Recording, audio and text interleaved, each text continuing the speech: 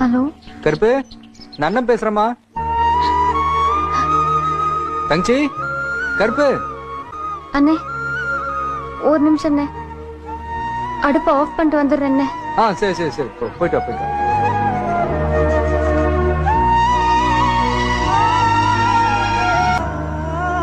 அண்ணே சொல்லுண்ணே.